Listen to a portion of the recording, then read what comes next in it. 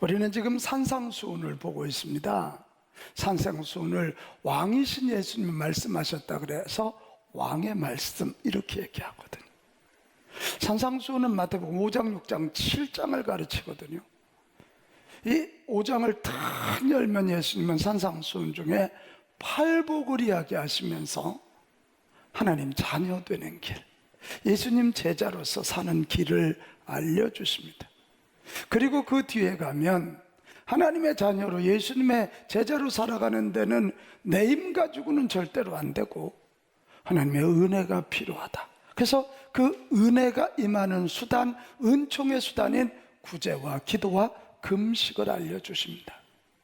그리고 이 산상수훈의 마지막 부분은 하느님의 자녀로 하늘나라 가는 길, 예수님의 자녀로 예수님의 뒤를 쫓아가는 데 나타나는 방해물에 대한 이야기를 하고 있거든요. 같이 합시다. 방해물. 방해물. 이 방해물에 걸리면 경기에서 넘어지면 지잖아요. 그런데 그 방해물의 첫 번째가 뭐냐, 오늘 돈 얘기를 하고 계시는 거예요. 우리가 그렇게 좋아하는 돈, 같이 합시다. 돈 얘기를 하시는 거예요.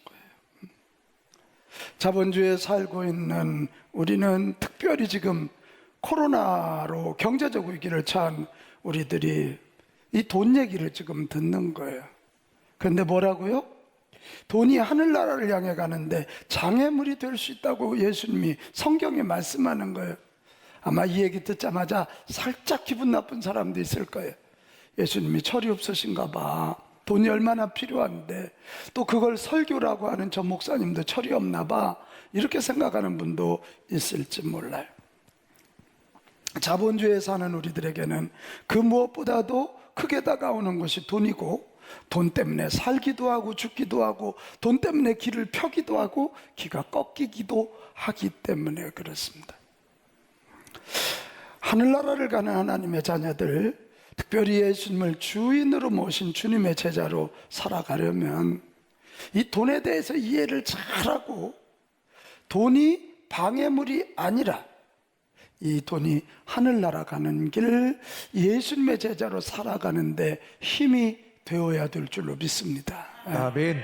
돈을 이해를 잘해야 돼요. 이해를 잘 못하면 돈은 방해물이 됩니다. 돈에 대한 성경의 가르침을 이해하기 위해서는 돈에 대한 오해부터 좀 알아봐야 되겠어요. 우리 한국교회에 돈에 대한 큰 오해 세 가지가 있습니다. 하나는 돈 자체가 악이다라는 오해예요. 돈 자체가 악이라고 이야기하면서 일방적인 청빈, 그냥 돈을 무슨 너무 악한 것처럼, 타락한 것처럼, 또 아주 지나친 금욕을 주장하는 사람들이 있습니다. 돈 얘기만 해도 불결한 것 같고, 목사님이 강단에서 돈 설교만 해도 무슨 목사님이 돈 얘기야 이렇게 얘기합니다.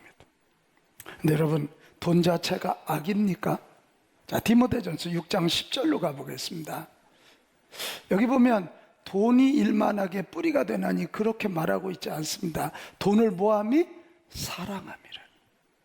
돈을 사랑함이 일만하게 뿌리가 되고, 돈을 탐내는 자는 미혹을 받아 믿음에서 떠난다는 거예요. 우리에게 돈이 필요합니다. 돈 자체 악 아닙니다. 돈을 가지고 정말 하나님의 일도 해야 되고, 돈을 가지고 의식주의 문제도 해결해야 됩니다. 그러나 돈은 써야 할 것이지 사랑할 대상이 아닙니다. 같이 합시다. 돈은 써야 할 것이지 사랑할 대상이 아니다. 사랑할 대상이 아니다. 근데 오늘 문제는 돈을 쓰는 데서 멈춰야 되는데 너무 사랑하는 거예요. 그래서 만모니즘, 돈이 하나님 자리를 덜컥 차지하고 있는 것입니다. 또 하나, 우리의 오해는 돈은 중립적이다 이런 거예요. 돈은 잘 쓰면 선하고 못 쓰면 악하다, 맞는 말입니다. 그러나 돈은 절대로 중립적이지 않습니다. 돈은 끄는 마력이 있어요. 돈은 끄는 힘이 있기 때문에 중립적일 수가 없어요. 여러분, 돈을 제어하지 못하면 돈에 빠져 죽습니다. 돈을 다스려야지. 돈이 중립적이 아니에요. 다스려야 돼. 다스리지 않는 한 결국 우리는 누구든지 끌려갑니다. 목회하는 목사가 돈 맛을 보기 시작하면 거기 끌려가면 죽습니다. 교회가 깨집니다. 정치하는 이가 돈 맛을 보기 시작하는 순간 그 권력을 이용해서 국민을 살리는 것이 아니라 자기 오주머니 채우다가 국가 경제 거들나는 거예요. 국민들 피폐하게 만드는 거예요. 돈은 중립적이지 않습니다. 다스릴 때만 선한 것이 될 줄로 믿습니다. 아멘. 저절로 중립적이죠. 또 하나 은혜는 예수 믿으면 복받아 부자 된다 이것입니다. 한국교회는 돈 많이 벌어야 복받았다고 말합니다. 그렇습니까? 여러분, 부자가 된다는 것 복일 수도 있지만 저주일 수도 있습니다. 예수 믿으면 복받아 부자 된다, 이것도 오해입니다. 예수 믿기 때문에 맞습니다. 하나님이 돈 버는 지혜도 주시고 열정도 주시고 열심히 일할 수 있는 거 주십니다. 나는 여러분이 그렇게 되기를 축복합니다. 그러나 예수 믿기 때문에 이웃에게 나누고 하나님께 드리면서 가난해질 수도 있다 이 말이야. 그게 여러분 저주 아니라. 여러분, 돈은 이 세상을 살아가는데 필요한 도구이고 하나님의 일을 하는데 필요한 도구입니다. 그렇기 때문에 하나님은 우리에게 돈이 필요한 줄 아시고 구하는 자에게 돈 버는 능력도 주십니다. 주시는 능력 받아서 우리는 열심히 땀 흘려 돈을 벌어야 됩니다. 하지만 같이 합시다. 하지만 그러나 여러분, 그 돈에 붙잡혀 돈의 노예로 살지 않게 되시기를 바랍니다. 아멘. 우리는 돈 없어서 못 살겠다 이렇게 말합니다. 정말입니까? 아닙니다. 돈 없어서 못 사는 게 아니고 하나님 믿지 않아서 못 삽니다. 아무도 아멘 안 하잖아요. 정말입니다. 돈을 제어하고 다스리십시오. 그러면 하늘 가는 길에 큰 힘이 될 것입니다. 그러나 돈에 붙잡히면 돈은 하늘 가는 길에 큰 장애가 될 것입니다. 돈을 다스리는 저와 여러분 되시기를 축복합니다. 아멘. 자, 그렇다면 우리가 돈을 다스리며 살려면 어떻게 해야 될까? 돈 다스리고 그 돈이 하늘 가는 길에 힘이 되게 하려면 어떻게 해야 될까? 아주 두 가지 중요한 큰 대들보 두 개가 있습니다. 하나는 예수님을 주인으로 모시고 사는 거예요. 자, 24절로 가보겠어요. 지금 예수님이 돈이 하늘 가는 길에 방해물이 되지 않게 하라 그러시면서 아주 중요한 말씀이 24절에 말씀을 해주셔요. 시작. 한 사람이 두 주인을 섬기지 못할 것이니 혹 이를 미워하고 저를 사랑하거나 혹 이를 중히 여기고 저를 경히 여김이라. 너희가 하나님과 재물을 경험하여 섬기지 못하느니라. 뭘 주인으로 섬기고 살 거냐. 여러분, 우리의 마음의 방은 하나밖에 없습니다. 한 여인을 사랑하는 거고 한 남자를 사랑하는 거예요. 한 남자가 세 여자를 사랑해? 거짓말입니다. 한 여인이 세 남자를 사랑해? 불가능합니다. 사랑, 주인으로 섬기는 마음방은 하나입니다. 근데 많은 사람들이 하나님도 섬기고 재물도 섬기고, 구약의 바알 신앙이 뭐죠? 구약 사람들은 입으로는 여호와 하나님을 섬기지만 마음으로는 부자 되게 하는 풍상신 바알과 아스타롯을 섬기면서, 우리 예수님 이야기합니다. 너희들 돈을 다스려서 그 돈이 하늘 가는 길에 방해물이 아니라 하늘 가는 힘이 되게 하려면 먼저 돈을 주인으로 섬기는 것이 아니라 우리 주 예수 그리스도 성자 하나님을 너의 주인으로 모셔라. 아멘. 이렇게 말하고 있는 거예요. 여러분, 하나님만을 주인으로 섬길 때 우리는 두 가지 고백을 하게 됩니다. 하나는 모든 물질이 하나님의 것임을 인정하는 거예요. 고백합시다. 모든 것이 모든 것이 하나님의 것입니다. 하나님의 것입니다. 또 하나는 나는 그럼 누구냐? 그 주인이신 하나님의 것을 맡은 청지기, 종에 불과하다는 고백합시다. 나는 청지기입니다. 청지기입니다. 할렐루야. 아멘. 그거예요. 그러니까 하나님만을 주인으로 섬길 때 모든 것이 하나님의 것임을 인정하고 하나님 뜻대로 다스릴 수 있고, 내가 청직이라는 거 알고 돈의 노예가 되지 않고 바르게 사용하게 되는 줄로 믿습니다. 아멘. 그러나 반대로 내가 주인이 되는 거예요. 내가 주인이 되면요, 그때부터는 돈이 있어야 내가 힘있게 살지, 돈이 있어야 돼, 돈이 있어야 나의 힘이 강화된다고 생각하면 돈을 추구하게 되었고, 결국 돈을 쫓아가다 보면 돈의 노예가 되는 거예요. 그리고 큰 불경이 뭐냐면, 그 필요한 돈을 채우기 위해서 예수님을 이용하려고 들고, 성경을 이용하려고 들고, 성령을 이용하려고 드는 불경죄에 빠지게 되는 것입니다. 잘 살고 싶어 하는 것, 모든 사람들의 보편적 소원입니다. 그런데 내가 부자가 되겠다는 목표를 세우고 부자 되기를 애쓰다 보면 내 마음에 탐심이 생기고, 내 마음에 탐심이 생기면 그 욕심 탐심이 내 눈을 어둡게 합니다. 그래서 하나님을 못 보게 하는 거예요. 자, 22절 23절 예수님은 돈 얘기하다 갑자기 눈 얘기를 하시거든요. 눈은 몸의 등불이니 그러므로 내 눈이 성하면 온몸이 밝을 것이요 눈이 나쁘면 온몸이 어두울 거라는. 눈을 열어서 하나님만이 내 인생의 주인임을 봐야 돈을 다스리는데, 돈이 이게 딱 눈을 가리면 하나님이 안 보이는 거예요. 선한 게 안 보이는 거예요. 응? 여러분, 눈을 부릅뜨고 하나님만이 나의 주인임을 여러분 고백하고 믿고 그렇게 살아가기를 바랍니다. 아멘. 여러분, 초대교회 보면 오늘 우리가 흉내내지 못하는 게 있어요. 초대교회 보면 흉내낼 수 없는 게, 모든 사람들이 자기 소유를 사도들의 발 앞에 갖다 놓으면 사도들이 그걸 나눠서 모든 교인들이 공평하게 사는 거예요. 왜 가능할까? 근데 가능했단 말이에요. 왜 그게 가능할까? 그들이 갑자기 착해서? 그들이 돈이 넘쳐서? No, 아닙니다. 그들은 예수님의 부활을 경험했습니다. 예수님의 부활을 경험하면서 그 예수님이 도마의 입을 통해서 고백됐습니다. 나의 주님, 나의 하나님이십니다. 요 고백이 나왔어요. 내 모든 것의 주인이 하나님이시다. 내 돈도 하나님의 것이다. 할렐루야. 아멘. 그 예수님이 하나님이시고 그 예수님 때문에 구원받은 우리 모두가 한 형제가 되고 자매가 되는 거예요.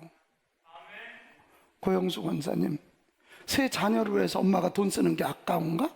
안 아깝지. 더 주고 싶지. 더 못 줘서. 왜? 가족이니까 그래. 이게 초대교회가 예수님의 부활을 경험하면서 예수님이 나의 주인, 예수님이 하나님이요, 그 옆에 있는 모든 이들이 믿는 형제자매 하늘나라 패밀리임을 알고 내 것 있게 없이 우리 모두가 되는 거예요. 할렐루야. 아멘. 할렐루야. 아멘. 오늘 진정한 물질의 다스림, 물질이 하늘 가는 길에 방해가 아니고 선한 힘과 능력이 되는 물질의 다스림을 사는 시작은 바로 이것입니다. 우리 도마처럼 같이 고백합시다. 예수님이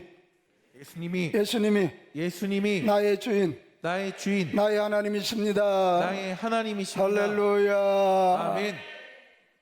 오늘 현대인들이 얼마나 돈을 좋아하는지 한 사람이 자조적인 질문을 했습니다. 현대인의 하나님은 가신가 골드인가? 여러분, 골드가 금 아닙니까? 금에서 L자 하나 빼면 가시예요. 그러면서 그분은 이렇게 얘기했어요. 이 시대는 돈님을 찾다가 돈 때문에 돌아버리는 사람들로 가득한 시대다. 왜요?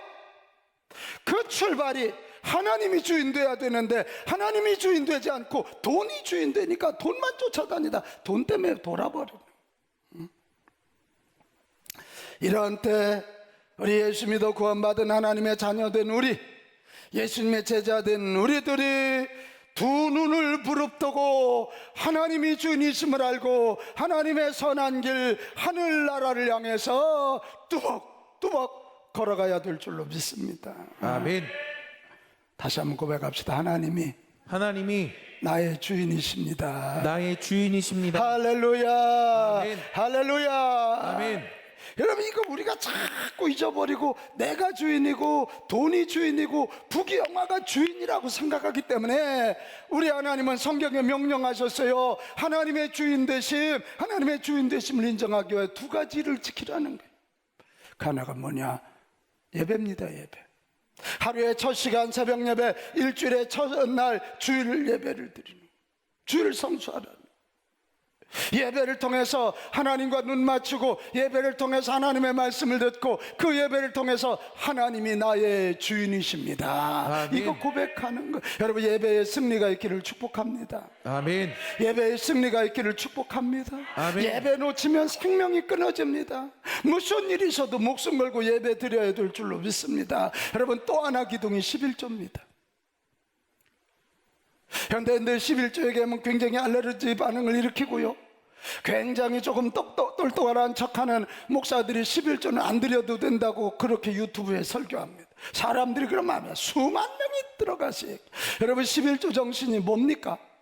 11조 정신은 모든 것이 하나님의 것이라고 하는 고백이요, 열이 에브리띵이라면 하나, 열 중에 하나를 하나님께 드리면서 이 모든 것이 하나님의 것입니다. 여러분, 동의하십니까? 아멘. 그리고 그것을 벌 수 있는 건강과 일자리 주심에 대한 감사이고, 그리고 그걸 들여서 하나님의 일에 동참하는 거예요. 같이 합시다. 인정, 감사, 동참. 할렐루야. 아멘. 그겁니다. 그거 얼마나 귀한 거예요. 두 번째, 이 돈, 금은, 보화를 다스리려면 어떻게 해야 되느냐? 우리의 시선을 하늘나라에 두고 그 금은, 보화를 사용해야 돼. 돈은 분명 보물입니다. 나는 기도합니다. 우리 빛가운 가족들이 믿음을 가지되 믿음의 거부가 되어서 하나님의 일 많이 하게 하여 주옵소서. 아멘. 저 분명히 기도합니다. 여러분 가정에서 믿음의 거부들이 나오기를 축복합니다. 아멘. 그런데 이 보물을, 이 돈을 어떤 시선을 가지고 사용하느냐가 그 보물의 질을 결정합니다. 이 돈을 세상의 시선을 두고 잘 먹고 잘 입고 남들보다 더 큰 집, 남들보다 더 편안하고 남들보다 더 많은 것을 누리는 데 사용하면 그 돈은 세상의 보물이 되는 거예요. 하지만 하늘나라의 시선을 두고 하나님의 영광을 위하여 생명을 살리고 영혼 구원을 위하여 사용하면 하늘에 쌓는 보물이 되는 줄로 믿습니다. 아멘. 그거예요. 그러니까 똑같은 돈을 땅의 시선을 두고 땅의 보물이 되게 할 것이냐, 하늘의 시선을 두고 하늘의 보물이 되게 할 거냐, 우리가 이 결정을 해야 되는 거예요. 세상의 보물로만 사용한 돈에 대한 위험성을 우리 예수님이 말씀해 주셔요. 19절로 가봅시다. 19절, 너희를 위하여 보물을 땅에 주지 말라. 거기는 좀 알죠 여러분? 옷을 갉아먹고 종이를 갉아먹고, 이 동록은 쇠를 녹게 만드는 거예요. 그리고 도둑이 구멍을 뚫고 도둑질 안 하냐, 결국은 없어지는 거예요. 결국은 빼앗긴다는 거예요. 결국은 뭐 이상한 거 다 먹어버리는 거예요. 다 가지고. 그래서 주님은 20절에 뭐라 그래요? 20절 말씀, 오직 너희를 위하여 보물을 어디에 쌓아두라? 하늘에 쌓아두라는 거예요.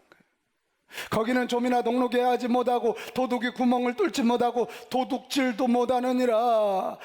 하늘나라의 시선을 맞추고 어떻게 하면 하늘나라를 확장할 것인가, 어떻게 하면 하나님이 기뻐하실 것인가, 어떻게 하면 이 땅에 많은 영혼을 구원하는 데 쓸 것인가, 거기에 시선을 맞추고 단돈 10원, 100원, 만 원을 쓰더라도 쓰면 그 돈은 하늘나라에 쌓이는 보물이 된다. 아멘. 그럴 때 우리는 이 땅에서 거룩한 영향력을 끼치게 될 것입니다. 우리는 하늘만 바라보는 외눈박이가 됩시다. 아멘. 아까도 얘기했잖아요. 우리 가슴은 하나밖에 없어. 둘이 아니에요. 우리 한 눈은 세상을 보고 한 눈은 하나님을 보면 반드시 실패합니다. 외눈박이, 한 눈은 가마에. 그리고 오직 하나님과 하나님 나라의 시선을 고정하고 하나님의 음성을 듣고 하나님의 인도하심을 받아서 우리 금은 모아 물질, 우리 재능을 거기에 맞게끔 쓰실 수 있기를 축복합니다. 아멘. 지금 추석 명절이에요. 이 추석 명절은 섬김의 달이라 그랬어요. 섬김의 날이에요. 우리 재능, 물질 가지고 우리 먼저 예수 믿으라고 먼저 하지 말고 섬기자고요. 그런데 그냥 선물 사줘도 감동 없는 것 같아. 이번에 우리 방역당국 우리 교회에서 커피 쿠폰 전달했는데 그 커피 쿠폰보다 거기 들어있는 편지에 감동을 했더라고요. 교회 홈페이지에 가면 맘카페에 어느 분이 올린 글이 거기 떠 있습니다. 맘카페 편지에 감동한 거. 우리 마음을 다하는 거예요. 마음을 다해서 우리 불신 가족들, 우리 가족들 잘 섬기고 섬겨서 마음이 부들부들해지면 거기다 예수 복음 넣을 때 다 예수 믿고 그 가정이 가정천국이 될 줄로 믿습니다. 아멘. 여러분, 움켜진 돈은 돈이 아니에요. 돈은 하나님의 영광을 위해 남을 위하여 베풀 때 빛이 납니다. 돈은 흩어야 생명을 낳게 되는 줄로 믿습니다. 아멘. 한 지혜자에게 졸부가 찾아왔습니다. 갑자기 졸지에 부자 된 사람. 어머니 선생님, 돈을 어떻게 사용해야 좋겠습니까? 제가 잠이 잘 오질 않습니다. 그럴 때 이 지혜자가 부자를 시장으로 데려가서 물건을 끌고 메고 가는 상인들 보면 말했습니다. 선생님, 절대로 돈을 앞에다 두지 마십시오. 돈을 등에다도 지지 말고 항상 옆에다 두시오. 그 이분이 도저히 이해를 못해서 무슨 뜻인지 좀 설명해 주시오. 그랬더니 이 지혜자가 얘기합니다. 돈을 앞에다 둔다는 건 돈을 섬기는 배금 사상이고, 돈을 등에다 메고 다니는 건 돈을 등에 진다는 건 돈만 의지해서 돈의 지배를 당한다는 뜻이고, 돈을 옆에다 둔다는 건 돈 옆에 있다는 건 앞으로도 갈 수 있고 뒤에도 갈 수 있어. 있어도 그만, 없어도 그만이고 필요할 때는 언제든지 들어서 사용할 수 있는. 그래서 이 졸부가 고개를 끄덕끄덕하면서 잘 배우고 가서 그 돈 때문에 망하지 않고 돈 때문에 복을 받은 인생이 되었다고 하는 그런 얘기입니다. 여러분, 돈에 소망 두지 말고 하나님께 소망을 둡시다. 그리하면, 먼저 하나님의 나라와 하나님의 의를 구하면, 그리하면 이 모든 것을 너희에게 더하시리라. 아멘. 나는 이 말씀을 우리 빛가운 가족들이 체험할 수 있게 되시기 바라요. 아멘. 하나님 뜻대로 살았어. 근데 하나님 뜻대로 살기 위해서 돈이 필요해. 그런데 우리 임세영 집사님이 기도했더니 그 필요한 돈을 하나님이 채워주시더라. 여러분, 이런 체험이 있어야 돈 때문에 흔들리지 않아요. 돈 없다고 절망하지 않는단 말이에요. 필요한 것을 채워주신 하나님, 고백합시다. 필요한 것을 채워주신 하나님, 필요한 것을 채워주시는 하나님. 할렐루야. 아멘. 이런 체험이 있어요. 여러분, 돈 없어서 못 사는 것 아니라 하나님 없어서 못 사는 것이에요. 시작. 돈 없어서 못 사는 것이 아니라 하나님 없어서 못 사는 것이다. 하나님께 시선 고정하며 돈으로부터 자유로워지고 하늘나라 위에 돈을 잘 사용하는 천국 부자들이 되시기를 바랍니다. 그럴 때 돈은 우리의 장애물이 아니고 돈은 하늘나라 가는데 도움을 주는 선물이 될 줄로 믿습니다.